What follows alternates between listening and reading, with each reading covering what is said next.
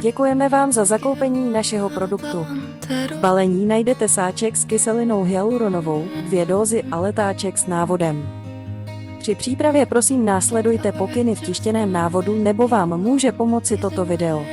Budete potřebovat kuchyňský hrnec, malou nádobu na vaření ve vodní lázni, kousek alobalu a čajovou lžičku.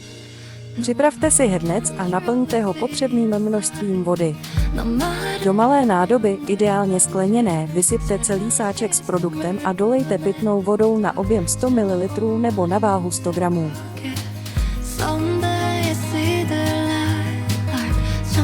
Nádobu zakryjte kouskem alobalu a utěsněte, abyste zabránili výparům během vaření.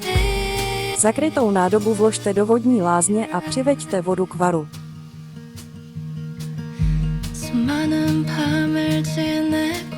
V průběhu varu doplňujte vodu. Zhruba po 1 hodině odkryjte nádobu s produktem a opačným koncem lžičky rozmělněte větší schluky gelu, urychlíte tak proces rozpouštění.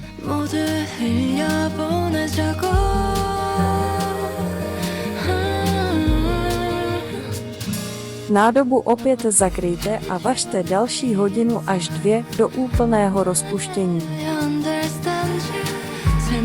Jakmile je celý obsah rozpuštěn, vyjměte nádobu a ještě horký roztok nalijte do obou přiložených dóz až po okraj a uzavřete.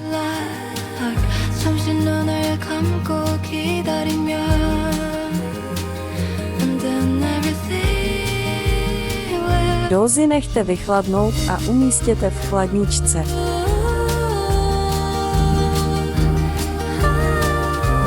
Vaše domácí sérum je nyní hotové a připravené k použití. Nejprve používejte dózu s dávkovačem a po spotřebování obsahu našroubujte dávkovač na 2. dózu. Přejeme vám mnoho spokojenosti s vaším vlastním, nejen kosmetickým produktem.